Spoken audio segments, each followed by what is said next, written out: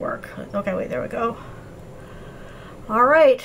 So we are a little late, everybody. Sorry about that, but we are here and we are ready to party with you. We're just going to have a very short pre-show tonight because that's the way life goes. How's everybody doing? Everybody doing okay? Everybody happy? Or as happy as you can be on a Tuesday? Happy as you can be without being medicated? All right. Happy as you can be. Did I just lose your mic? Say something? Hello? Say something again? Hello? Testing, okay. Testing, 1, 2, 3. So I'm showing sound for you, but you are not coming through all of a sudden, and you were just coming through a minute ago. Okay, great. Let's try changing the window and see if that makes any difference. Say something? Hello? Nope, Hello? not a word. Did you just hit mute yourself or something? You're coming through all green, so... No? All right, maybe it's just me. Let me try that, because it wouldn't be the first time, right? We have played this game before. We have. All right, try again. Hello, testing. 1, 2, 3. Okay, that was it. It was me. It was you. Know, I was going to get ready to do a puppet shadow show or something with my hands. We could do a show in sign language. I know just enough. Just enough to get in trouble. And it's the happy magic hour of 8 o'clock. Welcome, welcome everyone to the BA Zone's live show. Tonight we're going to be talking about the continued series this month, which is Playing Well with Others. And tonight we're going to be talking about the subject matter expert relationship and the BA relationship as they understand each other. So let's get started by introducing ourselves. I'm Marion Morrison. And I should come back on camera. Hang on. Hi, I'm Kathleen Sinnott. And together we have put together the BA Zone for us and for our fellow BAs out there as a resource and a place to share stories, get tips, and kind of just generally commiserate on those days. Right. And a lot of the subject matter that we discuss applies to other business roles as well, not just business analysts. So feel free to join, invite friends. And you can catch us on all the terrific places. You can get us on our website, the BA's, and Instagram, Periscope, Facebook, and YouTube. And those are all the nice little URLs up there. So tonight we're going to be talking about the subject matter expert in relationship to the business analyst and how that all sort of meshes together. So let's start off by explaining what a subject matter expert is. So basically, it's a key role in providing knowledge. It's someone who retains the knowledge, the expertise, and uses that as guidance and context for a business analyst and other roles in the organization. So they sort of hold the memory vault of everything for the company or the organization that you're working for. And as tonight's show will reveal, if you haven't already experienced it, there are some challenges when it comes to understanding and working with subject matter experts, or SMEs, as they're also called, SME. Whether you're a BA, a web designer, or a developer, or a QA, at some point you're going to interact with a subject matter expert. So let's get right to some of those challenges. So one of the first ones, I like to call it expert by default. And what do we mean by that? What we mean is just because you've been doing a job forever does not make you a subject matter expert. Sometimes people that are identified as subject matter experts that have been in a role for a really long time can't see the forest for the trees, meaning they're so embedded in the details of something that it becomes very difficult for them to look outside of their little box. They also may do things, if you're a long-standing subject matter expert and everyone else has left the company and you're the last dinosaur, so to speak, they are maybe things that a subject matter expert is actually doing, not based on anything other than the fact that it was done this way and it's been done this way for a very long time. And it could actually be workarounds that they're using. It could be some type of standard, a bad practice that's become a standard practice because they've been doing it so long. And So what was actually a workaround at one point may become a standard practice to them. Or a subject matter expert may start out doing the job, and that's how they become a subject matter expert. However, they're no longer actually doing the job physically. So they may lose a little bit of touch with that day to day. So there are subject matter experts, and then there are subject matter experts. So they're not all created equal. And finding the right subject matter expert for the job, or the right mix of subject matter experts, because you can absolutely have more than one, and it's a great thing if you have more than one. And a lot of times these subject matter experts are sort of given to you. They're identified by, management, and they say, this is the subject matter expert. But that doesn't mean you can't fish around and find other subject matter experts. So it's really helpful, in addition to having someone who's been working a really long time, to have maybe someone who is new to the position. I don't mean new, but maybe 9 months to a year or something like that, because those folks are going to be able to see things that someone who's been working there a really long time may not see.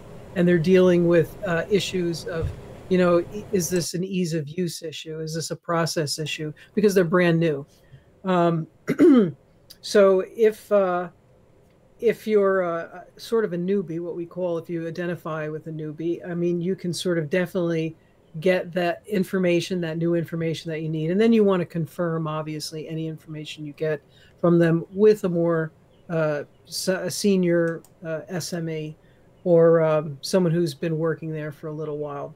But don't ignore the beginner. We did an Instagram post just this week, and it was a great a quote by Helen Hayes. And it was, an expert in anything was once a beginner. So don't ignore the beginner, because actually they can have a lot of great input.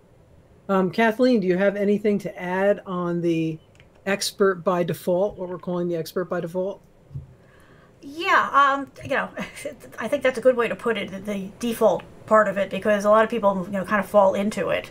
And a lot of people that maybe will turn out to be the truly useful subject matter expert for you may not be considered that, may not consider themselves that, or other people may not consider them that, because politically maybe they haven't appointed themselves the crown and robe.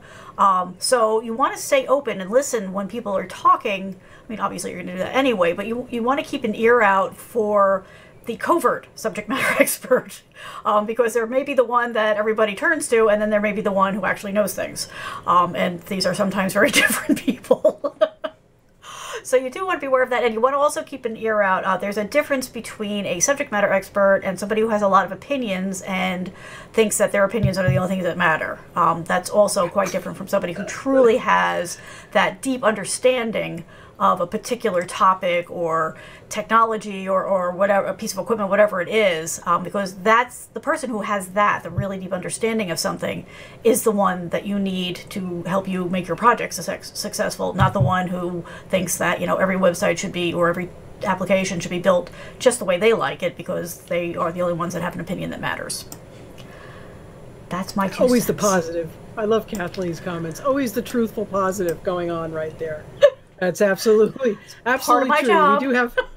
We do have those self-appointed subject matter experts, but when you get down to the details, a lot of times they sort of fade out. They don't know what they're doing. But yeah, and I see too many times where the person who really knows something is, for political or other reasons, not comfortable speaking up. But if that's the person that has all that important information, you need to make sure you identify them and get the information in whatever way they're comfortable. Yeah, and if any of this rings a bell, or if you want to speak up, feel free to comment, and Kathleen will put it up on the screen for us to talk about and discuss. Yeah. And I'm sure everybody's worked with folks like this, even if they're not a subject matter expert. There's a lot of behaviors here that you're going to see across the board. So something else we're going to take a look at as details versus behaviors. So SMEs are sort of like a box of chocolates. You never know what you're going to get there from that movie. So sometimes their perceptions or their behaviors sort of influence the details that they're willing to provide. So, which might be, and you've probably seen this sort of thing before, they have this sort of openness, but it's with reservations. So it's sort of like they're saying, I'm the subject expert, you know, only until you change the subject. So there's sort of that that fear that I'm just going to give you just enough information, just enough rope to hang yourself, basically. Because if you change this system or this process too much, then their fear is that they are no longer the subject matter expert. And I've seen that many times over. And this can happen to anyone in any role if they feel threatened in any way. So, you know, your job as a BA is to make them obviously feel less threatened. Or you may have a subject matter expert that's just not interested in this at all. You know, either they don't like change, or they've got other things going on, and, you know, they just don't want to impart that knowledge. So they tend to exclude information just to shorten up the meetings and get rid of you, kind of thing. And maybe they've been excluded from bigger discussions that happened previously. And these decisions, they're sort of annoyed because decisions were made without them. And that can be a tough one to deal with. You need to reassure them. What we usually do is I reassure them that those high-level meetings is really not where the rubber meets the road. Where the rubber meets the road is what we're going to talk about, you know, and get everyone what they need, you know, from an application or a process standpoint. So you sort of start to build that rapport with that subject matter expert. Another thing that can affect the details and the behavior is the perspective of the subject matter expert as far as what they're focused on, what their area of focus is, I should say.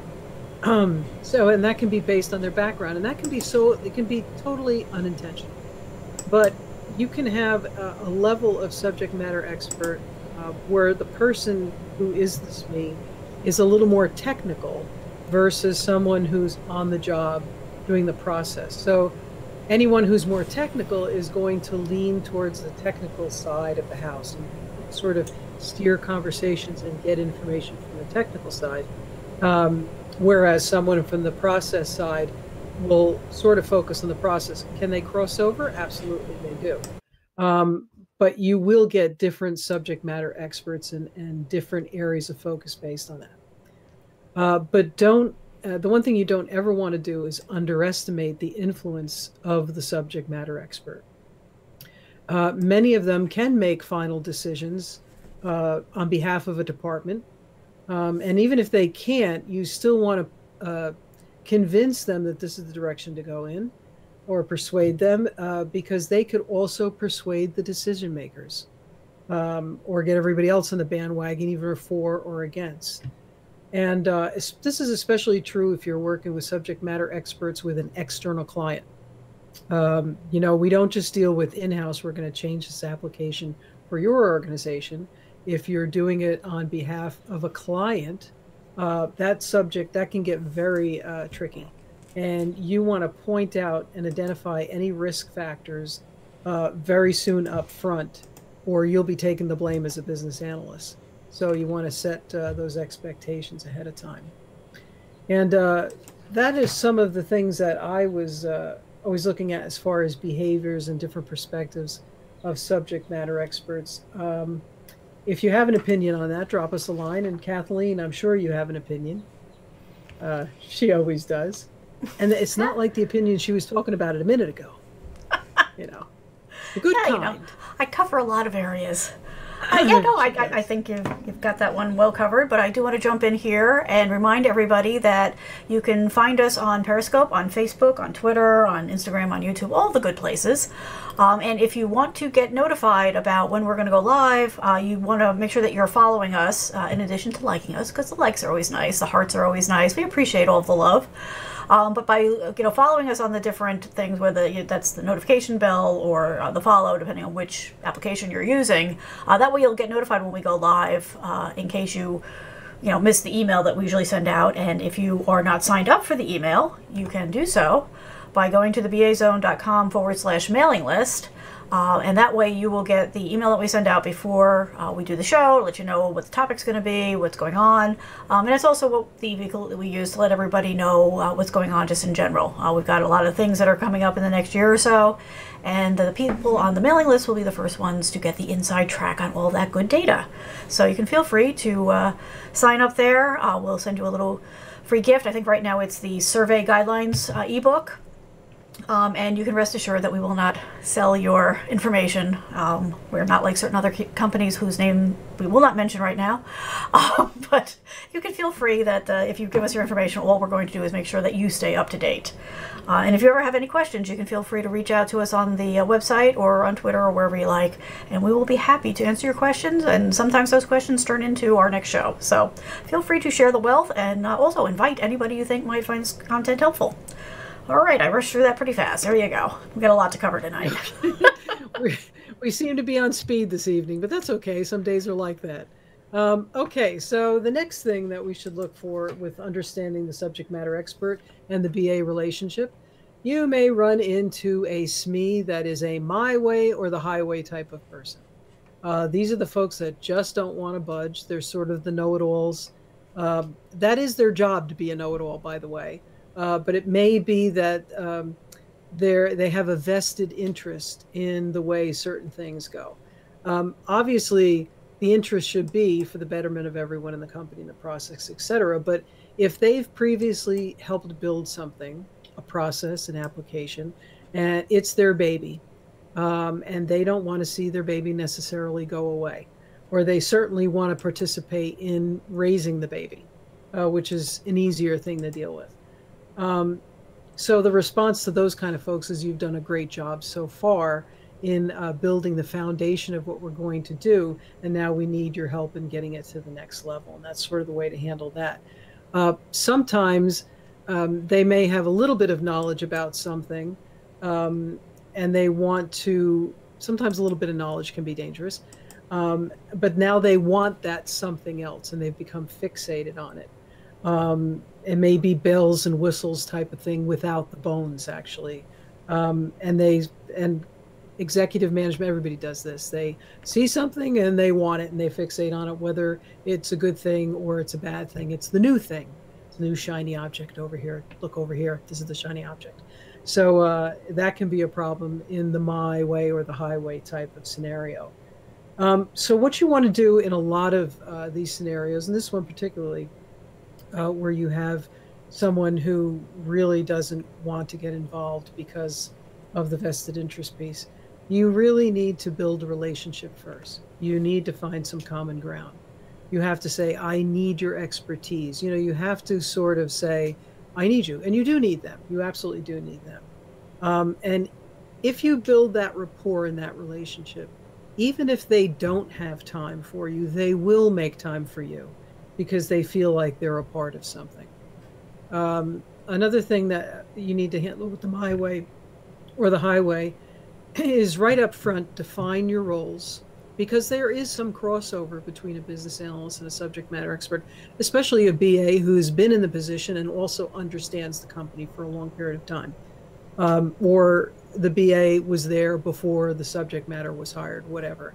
So you want to define those roles and those boundaries up front, set expectations. You know, a lot of people have trouble with boundaries these days, but you do need to set some. And you're there to help them. You need to constantly reiterate that you're there to help them. And whatever you do, do not get defensive. Sometimes when someone is shoving their way or the highway at you, people can tend to get a little defensive, and like, you just have to remain calm and just continue to open up for those folks.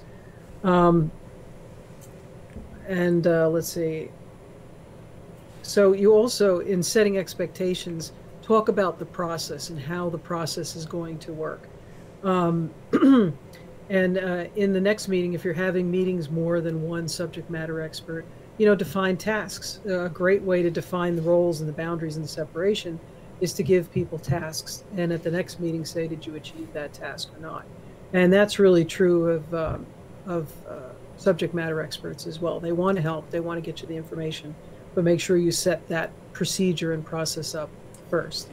And the biggest thing you need to learn to do, and it's a skill set, for the folks that are my way, meaning I know it all and I'm the person who is going to drive this type of thing. You want to convince them as best as you can that your idea is actually their idea. It is sort of a skill. That's right. It's their idea. You don't need to take credit for any of this. Your job is to make sure that whatever is needed gets implemented. So if that means you have to swallow your pride a little and sort of say, based on what you said to me, this is what I've come up with, and how do you think that works for you? And little by little, you sort of supplant your idea as their idea, and it does work. And it is basically, their type of. If you can do it, it works really well. That's all I'll say on that point. But it is a bit of a skill set, and my way or the highway all of a sudden becomes, two for the road type of thing. Gosh, I'm doing a lot of movie sort of analogies here tonight. But I'm stuck in movie land. It feels like we're heading into a movie trivia night here. Yeah, geez Louise, I don't know what's going on here. How do you feel about that, Kathleen? Well, see, now this is the point where I think that everybody who's watching, whether live now or on the replay, needs to go to the website or Twitter or wherever you like to communicate and beg Marianne to do a master class on getting people to think that your idea is their idea. Because she is the artist at it, and it makes all the difference when you're working on a project. If you've got somebody like this who can turn that around, it's a wonderful, wonderful thing. I've been studying for years, and I'm still nowhere near as good at it as she is. And when she does it, it's a thing of beauty. So everybody write in and say, Marianne has to do a master class. It makes it almost sound like it's sort of criminal in a way. That I no, do know, it's art. It's magic. It's beautiful. It's a wonderful thing. Beautiful. She's too much. She's funny. So I'm going to throw something out there too, because we had a short pre-show. Normally we do a pre-show for you folks who are just joining us. We usually do a little pre-show, just chatting amongst ourselves and letting everybody get comfortable and get their beverage and all. So I had a question I was going to use, but we didn't get a chance. I'm going to throw it in here.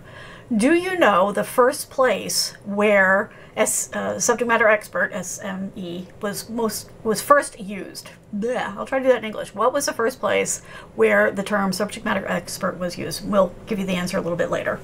I got a big kick out of what the answer was because I used to work there. Clearly not when they started this. I'm old. I'm not that old. Was it Washington? Were you in Washington? No. Where were you working? Oh, no. No cheating. Look at my resume. Although actually, I don't think it shows up there. It was a different name when I worked for it, I guess. I'll have to go back and look. It doesn't matter. It made me laugh, so I figured, it was a good time to throw it in. All these little pieces of information I pick up along the way is what my brain loves best. That's right. And if nothing else, if there's a lull in the party conversation, you have something to bring up. Yes. So if nothing else, we leave. Either people are interested or they move away slowly. Yeah, move away slowly. Anyway, sorry, I'm getting us off topic. I'll bring us back here. And actually, no, it's a perfect segue to the SME that's on a tangent, or is there something tangible there that we can use? I swear that wasn't set up. That was not set up, but on a tangent. So, we will come across many people who have a passion, and that passion can set people off on a tangent, or they can be in a really bad mood because of stuff and also go off on another tangent. Sometimes to a subject matter expert who is busy, because that's not their only job, don't forget. Subject matter experts usually are performing some type of job besides being a subject matter expert. They're just pulled in different directions for different projects, sometimes for sales, to seal a client deal because you're the subject matter expert. But because they have a second job, you as the business analyst or the developer, the QA, may be perceived as just another task that they have to do, and they have to fit it into their schedule and address it today. So from that perspective, they could be excited to talk about you because it's a new project. Maybe they're going to get what they think the company needs, or maybe they feel really annoyed because they have absolutely no choice. Somebody assigned them to talk to you, and now they've got to fit you in your schedule. So sometimes you have, when you're talking to subject matter experts, or anyone for that matter, you have to sort of determine or discern what information is just the SME going off on a tangent, or is it something tangible that you need to investigate and to document?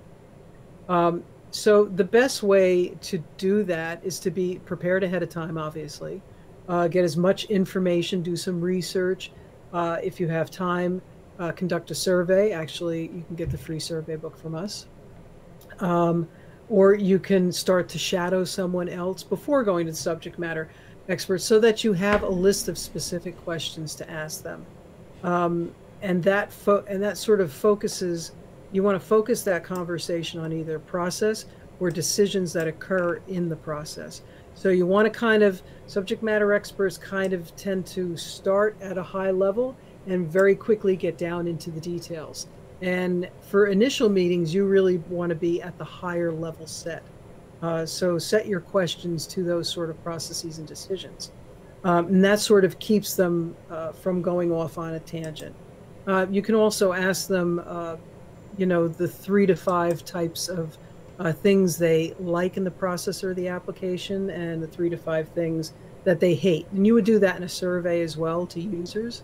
But this sort of helps open up the subject matter expert a little, because remember, you're trying to create a rapport here and a feeling that you're sort of, there's a camaraderie going on there. So you don't want it to be all business. And if they start to go off on a rant or a tear, whether it's positive or negative, don't immediately shut down the tangent. Let them go on a little bit. Again, people have a passion. You can sometimes glean some information from that tangent. And you want them to calm down over time. Let them get that frustration out. And you can say, it's okay, I understand where you're coming from, type of thing. And definitely when they start going off on a tear, because sometimes if they're aggravated or because nothing's been done with an application or a process for so long and they've had to deal with this, you want to ask them for examples, because sometimes they're just emotional and they're just sort of going, I hate it, I can't stand this, I can't stand that. So ask them to sort of give you examples of that frustration so that you can try to pin down where the process might be broken instead of just, venting. It's a way to sort of let them vent a little and then get them back on track, back on topic. And make sure you put whatever they say into context, because a lot of times there are multiple roles involved in a project, especially if it's an application build or rebuild. And there might be multiple subject matter experts in different departments or within the same department even that just perform different types of roles. So at some point you're going to want to get them together and bounce whatever's going on off of each other. Because they may not see it in the same way. They may have a different view of the same steps or the tasks. And that's sort of how you drive that tangent to tangible type of process. And that's all for my tangent. Kathleen, do you have a tangent or a tangible? No, I mean, I definitely support the theory of letting them go down the road of the tangent a little bit, because sometimes that's how you unearth things that maybe you wouldn't have found otherwise. Sometimes it's just because they felt like talking about that, but it's definitely worth letting it go a little bit. I mean, you don't want it to take over the whole meeting. And if you start to pick up a pattern of it, as an avoidance tactic or something else, you're going to need to manage that too. But you never know where that next nugget lies. And sometimes you don't even know what you don't know. So by letting them talk a little bit, sometimes that'll unearth a line of questions that maybe you wouldn't have thought of otherwise. So it's not necessarily a bad thing. It is just something you need to keep an eye on, because it can get out of hand. Not that I'm an example at all. No. And it's funny. I go out and I look at different articles on the internet. There's a lot of folks that'll say, the subject matter expert, they're very busy and, you want to get in there and get out. Well, that's not the case. I mean, when you're building an application, when you're trying to fix a process, you are going to meet multiple times with that person. You want them to meet with you. You want them to come to you to help solve these issues and problems. So, the biggest thing here is they're going to be in your life, subject matter experts, and it's a good thing. if they're a good subject matter. And if they're not a great subject matter expert, you can actually help them to become a better subject matter expert just by listening, actively listening to them, and then trying to guide them a little bit. So why is all of this important? Well, I'm going to tell you why all this is important. Don't kid yourself. You need subject matter experts. They are going to be go-to people, whether you go to them or someone else goes to them, until they're no longer subject matter experts or until someone doesn't need them. So it's really all about collaboration, teamwork, and trust. So find some common ground, and finding common ground is always the challenge. I personally think that's the fun part of the whole process, is getting people to open up and getting people to talk. And that should be your fun time as well. These are skills and tools. It's like a little puzzle. What makes this person tick? How can I get everyone to work better together?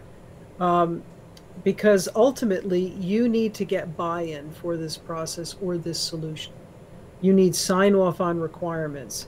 And those requirements or technical specs need to be concise and complete.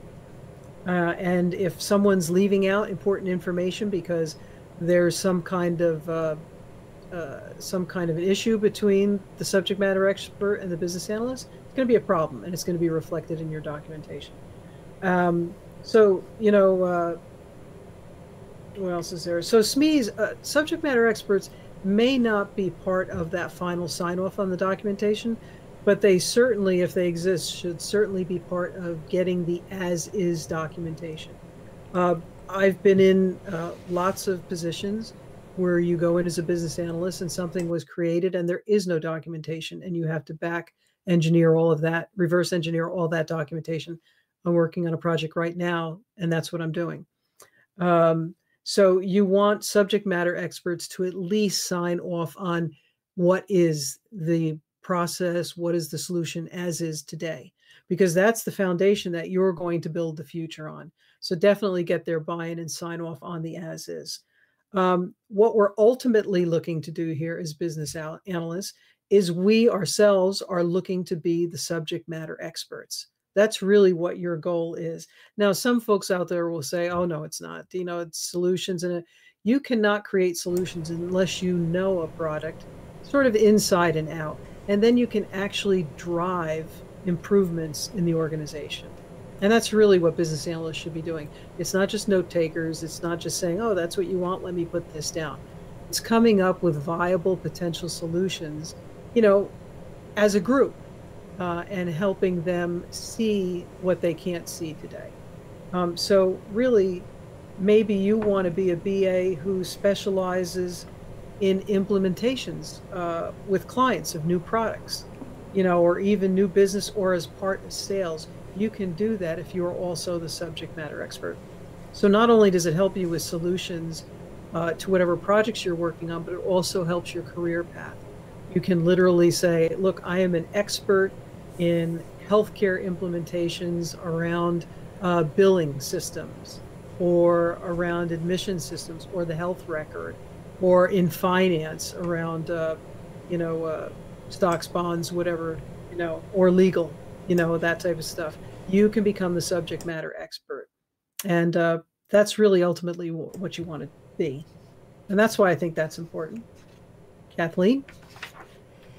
Yeah, so the thing I want to jump in here with is, this is the thing, I've been answering a lot of questions on the different places on the internet for people who are either looking to become a BA, or maybe they're working as a BA in one domain, they're looking to go into another, and people give out advice which is partially true, that you should be well versed in whatever domain you're going to get a job in.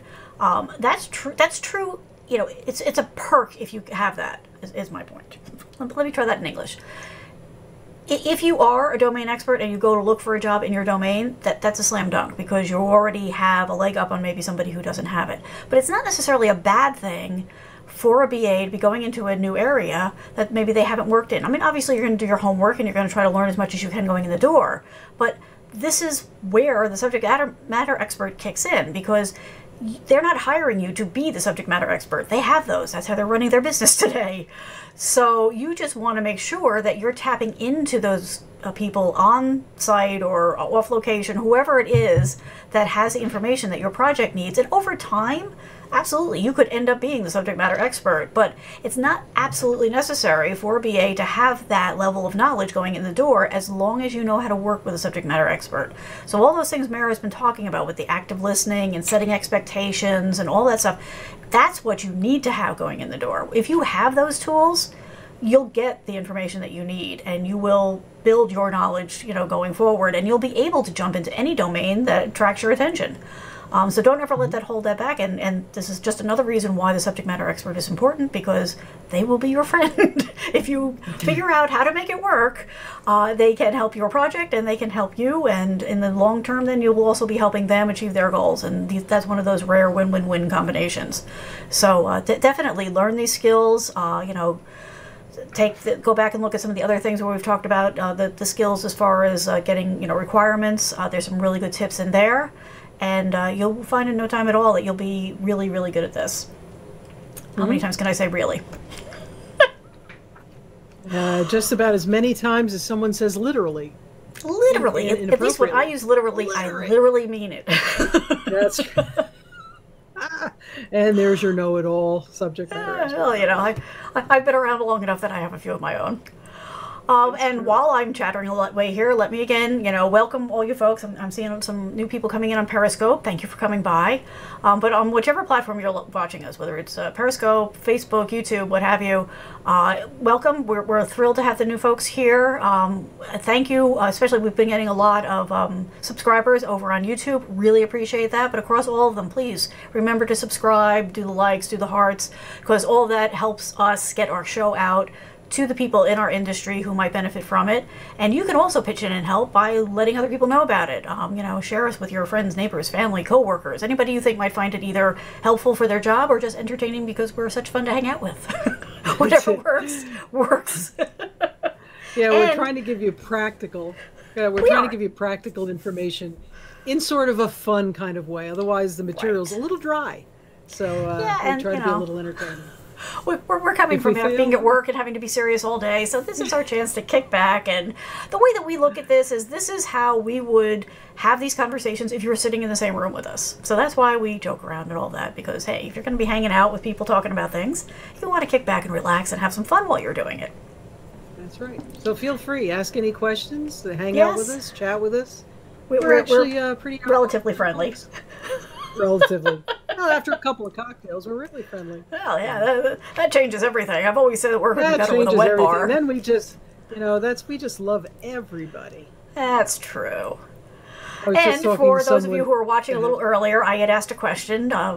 Do you know where the term subject matter expert, or SME, was first used? You want to guess again, Mara, before I tell them? I like the way you said SME. Kind of sounded like a sneeze. Sneeze. See, to me it always sounds like a little Doctor Who creature. I did know this at one point, but honestly, I cannot remember it anymore. But am I going to guess a subject matter? It was probably back in the 70s. Was it? Yeah, I don't have a date, but that would sound about right. Somewhere around there. Yeah. You know what? I'm not playing. I'm not, because you're going to say, nah. All right, I'll play. Would I do that? I can't imagine. I do that. I don't. Let's say, well, she really wants to get this. Let's say, yeah, I do, because I'm so competitive. But I know it's not right. It's not right. Let's say you can NASA, tell I didn't tell her. I did this on my own, right? I'll say NASA, but I think it's a company, but I just can't remember the name of the company. Carry on. You didn't work for NASA. That was a tip, actually, a hint. I should have said no. Yeah, well, I don't, but I do know somebody who did. Actually, I know somebody who did, and I know somebody who currently is. Really? I just know people who are spacey. But, well, I know a lot of those. But yeah, so I grew up with somebody, and we always said that he was going to be a rocket scientist, and didn't he go and end up working for NASA? It's just how things work out. And then a friend's wife is actually working for them right now. So yes, I have NASA contacts if you want to look at it that way. Beam me up. Okay, so the question was, do you know where the term subject matter expert was first used? And that was AT&T. Whereas a lot of strange things come from. It had to be like in the late 60s, early 70s, because that was when AT&T was really the hub of all of that kind of, development and, new approaches. And it was a real hotbed of really good thinking at that point. And I'm sure that's when it came out of it. But when I saw that, I was like, oh my gosh, of course, who else? AT&T. Communications. Back when AT&T was big, before they broke them up into the little pieces, now they're slowly, like, what are the Transformer, is it? No, like the Terminator, right? When he melts and then he comes back and he rebuilds himself. Since we're doing movie references. I know, we're doing all movie references. Now we're going to be Gone with the Wind. Yes, we are. If we have no questions out there, are any questions out there this evening? No, I mean, people have just been kind of, hanging out and chatting, but nothing specific for us, so we're all good here. Okay. All right, great. Well, thanks everybody for taking the time. Why do I keep losing you? Hang on. Okay, there you are. And if you want to catch us, be sure to follow us on Twitter, Instagram, Periscope, Facebook, YouTube, and you can go to our website, thebazone.com, and a lot of our shows, our previous shows are there, so you can catch a lot of great information. And as Kathleen said, don't forget to sign up for our mailing list. We won't use it for anything other than informing you as to what's going on, and be the first to know and all that fun stuff. So, and I think that's it for tonight. That's a wrap. I think so. We did a good one. All right, everybody, have a great night. Yeah, hey. All right, everyone, take care. Have a great night. Thanks for stopping by. Bye. See you next week.